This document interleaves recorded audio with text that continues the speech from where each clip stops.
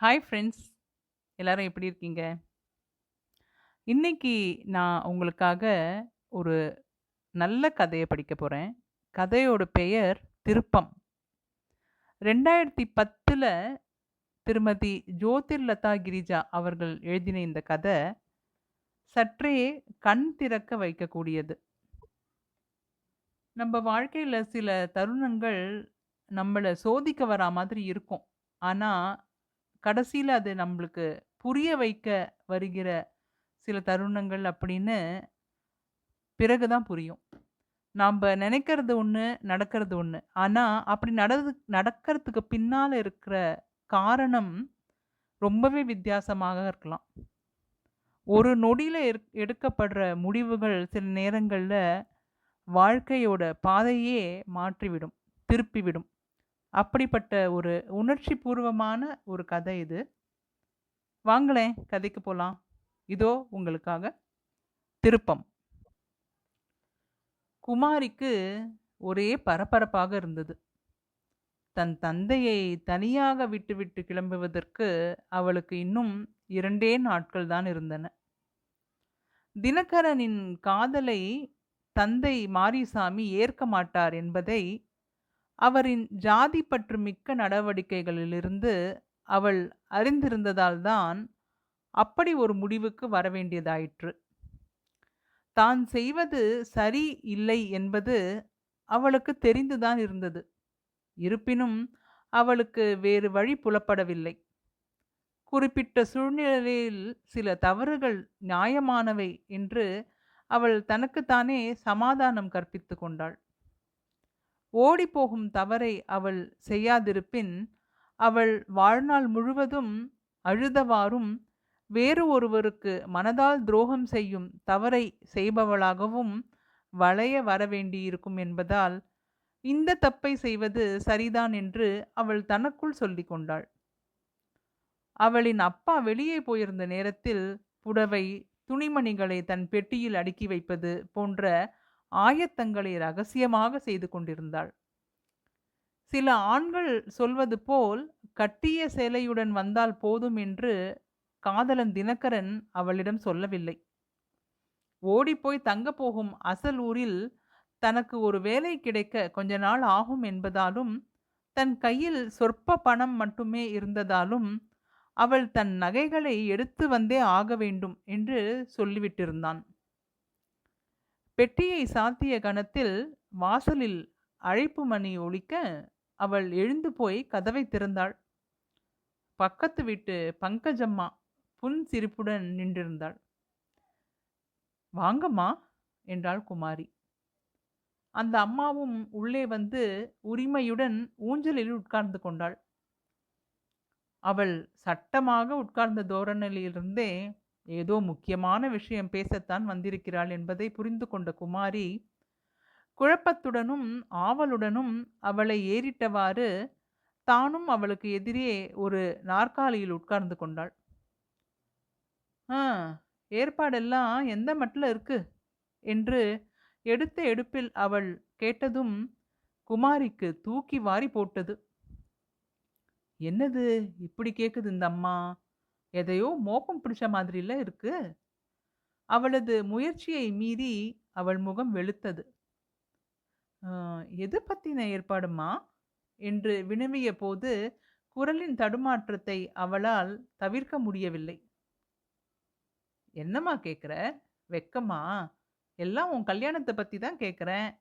கொஞ்ச நாளைக்கு முந்தி ஒரு நல்ல பையனா இருந்தா பார்த்து சொல்லுங்கம்மான்னு எங்க அண்ணன்கிட்ட, அண்ணிகிட்டயும் உங்க அப்பா சொல்லிக்கிட்டு இருந்தாரு.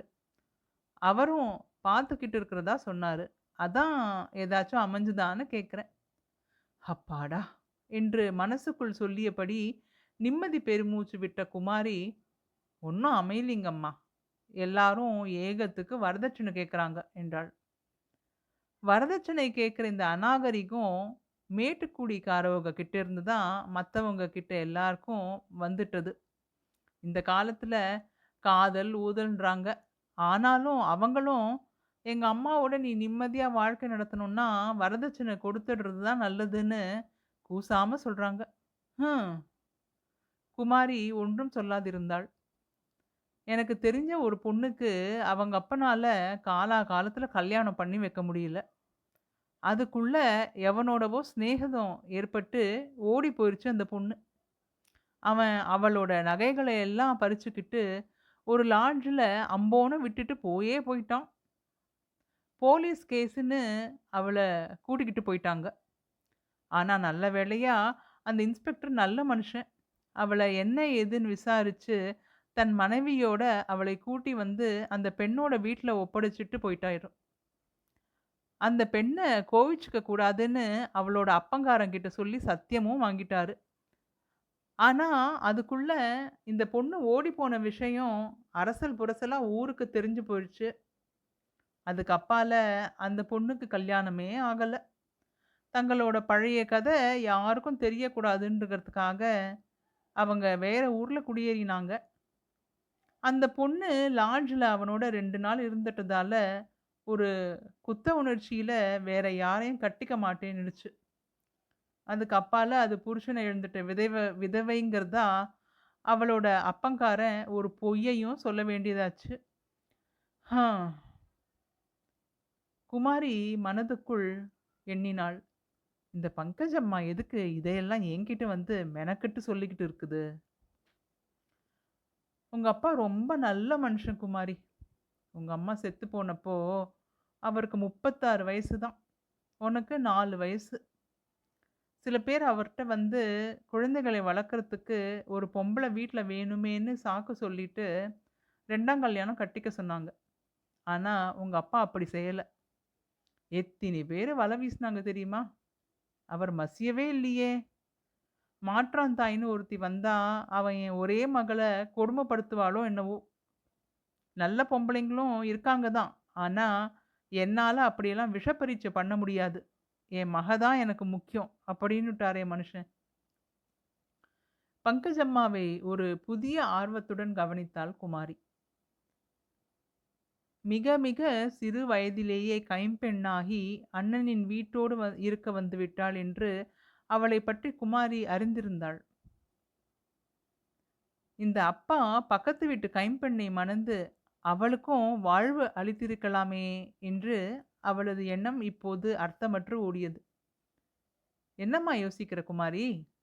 ஒன்றும் இல்லைங்கம்மா. எனக்கு சின்ன வயசுல இருந்தே புருஷன் இல்ல. உங்க அப்பாவுக்கு பொஞ்சாதி இல்ல. ஹம்.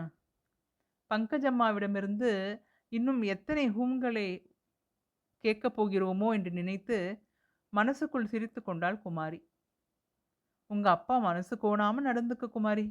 உனக்கு ஒரு விஷயம் சொல்லட்டுமா? தன் அப்பா மனசு கோணாமல் நடந்து கொள்ளுமாறு சம்பந்தம் இல்லாமல் திடீரென்று பங்கஜம்மா தனக்கு சொன்ன அறிவுரை குமாரியை 2ஆம் முறையாக தூக்கி வாரி போட செய்தது. தன்னை தாக்கிய அதிர்ச்சியில் அவள் வாயெடுத்துத்தான் போனாள். 2 நாளைக்கு முந்தி நான் எங்க சொந்தக்காரங்க வீட்டுக்கு போயிருந்தேன். புரசவாக்கத்துல இருக்கிறவங்க. ஆனந்த் தியேட்டர்ல படம் பார்க்க கூட்டிட்டு போனாங்க. என்ன அப்படி பார்க்குற? குமாரி, நீயும் அந்த பையனும் உட்கார்ந்திருந்த சீட்டுக்கு பின்னால தான் நாங்க உட்கார்ந்திருந்தோம். ஆனா, நீ எனக்கு தெரிஞ்ச பொண்ணுங்கிறத நான் என்னோட இருந்த அந்த அம்மாவுக்கு சொல்லலம்மா. ஆனா, நீங்க உட்கார்ந்திருந்த நெருக்கத்த பார்த்ததும் எனக்கு மனசு தாளல. கல்யாணத்துக்கு முந்தியே இப்படி இருக்கிறவன் நியாயமானவனா இருக்க மாட்டான். குமாரி, நான் இப்படி பேசுறது உனக்கு பிடிக்காது தான். என்ன மன்னிச்சுடுமா. உன் நன்மைக்காக தான் சொல்றேன். அவன் உன்னோட ஜாதி இல்லங்கிறதையும், அப்பாவுக்கு தெரியாம ஓடி போறது தான் உங்க திட்டங்கிறதையும், உங்க பேச்சிலிருந்து நான் தெரிஞ்சுக்கிட்டேன். என் பக்கத்துல இருந்த அம்மாவுக்கு அவ்வளவா காது கேட்காது. அதனால அந்த அம்மாவுக்கு எதுவும் தெரியாது. உனக்காக தன்னோட இளமையே தியாகம் பண்ணின உங்க அப்பா கிட்ட உண்மைய சொல்லி, அவர் சம்மதத்தோட நீங்க கல்யாணம் கட்டுறது தாம்மா சரி. இவளுக்கு என்ன வந்துச்சுன்னு என் மேல கோவப்படாதடா கண்ணு. குமாரி சிறுமைப்பட்டு போய் தலையை கவிழ்த்து முகவாய் நெஞ்சில் இடிக்கிற அளவுக்கு குனிந்து கொண்டாள். பங்கஜம்மா ஊஞ்சலிலிருந்து இறங்கி வந்தாள். அவளுக்கு எதிரே நின்றாள். ஒரு தாயின் பரிவுடன் அவள் தோள்களை ஆதரவாய் தொட்டு அழுத்தினாள். இவளுக்கு என்ன இவ்வளவு கரிசனம்னு கோபிக்காத தாயி. நீங்களும் பொஞ்சாதி இல்லாதவரு, என் தங்கச்சியும் புருஷன் இல்லாதவ. அதனால நீங்க அவள கட்டலாமேன்னு எங்க அண்ணன் சொன்னப்போ, உங்க அப்பா என்ன சொன்னாரு தெரியுமா? என் பொண்ணு விஷயத்துல நான் எந்த விஷ பரீட்சைக்கும் த ஆளாக தயாரா இல்ல. உங்க தங்கச்சி நல்லவளாவே இருக்கலாம். ஆனா, அவள கட்டிக்கிட்டு என்னோட குடும்பத்த பெருக்கிக்க நான் தயாரா இல்லன்னு ஒரே வார்த்தையா போடு போட்டாரு உங்க அப்பா. என் குடும்பம் பெருகினா, குமாரிக்கு கல்யாணம் பண்ண பணம் சேர்க்கறதெல்லாம் பிரச்சனையாயிடும்னு காரணம் சொன்னாரு. இப்படிப்பட்ட அப்பாவுக்கு அதிர்ச்சியும், வேதனையும் தரக்கூடாதம்மா. உண்மைய சொல்லி அப்பாவோட போராடி ஜெயிக்க பாரு. அவ்வளவு பிரியம்னா உன்னோட ஆளு காத்திருக்கட்டும்.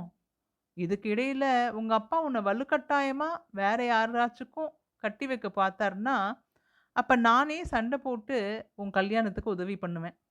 அதுவரையில அவனும் பொறுமையா காத்துட்டு இருந்தா, அவனுக்கு உன் மேல உண்மையான அது என்ன காதலா? கட்டையா? அது இருக்குன்னு அர்த்தம். அதுக்குள்ள அவன பத்தி விசாரிச்சு, அவன் நல்லவனான்னு கண்டுபிடிக்கிறேன். என்ன தாயி சொல்ற? முகத்தை பொத்திக்கொண்டு ஓவென்று அழுதாள் குமாரி. அவளது உச்சந்தலையில் கை பதித்த பங்கஜம்மா, "என்னைக்கு ஓடி என்னைக்கு கிளம்புறதா இருக்கீங்க?" என்றாள். "நாளைக்கு ராத்திரி அப்பா தூங்கினதுக்கு அப்புறம்." 2 பேரும் எங்க சந்திக்கிறதா திட்டம் போட்டிருக்கீங்க? அவரு கொல்ல பக்கத்துல வந்து லேசா கதவு தட்டுவாரு. நானும் பின்கட்ல இருந்துட்டு பதிலுக்கு 2 வாட்டி தட்டணும். ஒரே வாட்டி தட்டினா, எங்க அப்பா இன்னும் சரியா தூங்கலைன்னு அர்த்தம் என்று திக்கி திணறிய குமாரி கண்களை துடைத்துக் கொண்டாள். சரி, சரி. நீ எதுக்கும் அவனோட விலாசத்த குடு. அவனுக்கு ஃபோன் ஏதாவது இருக்கா? இல்லீங்க. விலாசம் மட்டும் தான் இருக்கு. எழுதி தரேன். சரி, நீங்க என்ன செய்ய போறீங்க? அவர பார்த்து பேச போறீங்களா? ஆமா. ஒரு தாளில் அவனது முகவரியை எழுதிக் கொடுத்தாள் குமாரி. பல்லாண்டுகளுக்கு முன் ஒரு விடுதியில் காதலனுடன் தங்கி ஒரு பெண் தன்னை பாழ்படுத்திக் கொண்டதாய் குமாரியிடம் தான் சொன்ன கதையின் நாயகி பங்கஜமாகிய தானேதான் என்பதை வெளிப்படுத்தாமல் அறிவு கெட்ட முடிவெடுத்த குமாரியை காப்பாற்றப் போகும் நிறைவுடனும் அந்த முகவரி தாளுடனும் விடை பெற்றபடி இறங்கி போனாள் பங்கஜத்தம்மா. என்ன ஃப்ரெண்ட்ஸ், எப்படி இருந்தது திருப்பம்? ஒரு நொடியில அவசரம், ஒரு தவறான எண்ணம், ஒரு முடிவு, இவையெல்லாம் சேர்ந்து வாழ்க்கையை இருண்ட வழிக்கு தள்ளலாம். ஆனா, அந்த இருட்டின் நடுவுல கூட உண்மையை உணர்த்த நமக்குள்ளேந்து ஒரு குரல் வரும். நம்மை நாமே கேள்வி கேட்க வைக்கும் ஒரு சம்பவம் நடக்கும். அதுதான் இந்த திருப்பம். இந்த கடையில நடந்த மாற்றம் போல நம் வாழ்க்கையில சில சமயம் நின்று சிந்திப்பது மிகவும் அவசியம். உணர்ச்சியின் உச்சத்துல எடுக்கப்படும் முடிவு நம்ம மாத்திரம் இல்ல, நாம் நேசிக்கும் மனிதர்களை கூட பாதிக்கலாம். ஒரு நொடி பொறுமை, ஒரு நொடி சிந்தனை, ஒரு நொடி நம்பிக்கை. அதுவே போதும் வாழ்க்கை திசை மாற. ஒவ்வொரு பிரச்சனையிலும் ஒரு முடிவு மட்டும் இல்ல, ஒரு திருப்பமும் இருக்கு. அடுத்த முறை நான் மற்றும் ஒரு நல்ல கதையோட உங்கள சந்திக்கிற வரைக்கும் சந்தோஷமா இருங்க, சிரிச்சுக்கிட்டே இருங்க. பாய்.